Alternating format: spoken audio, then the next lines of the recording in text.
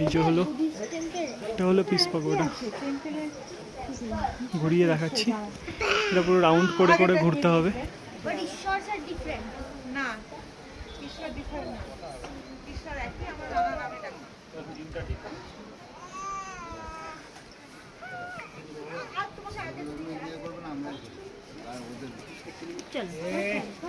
इधर तो वही है ना।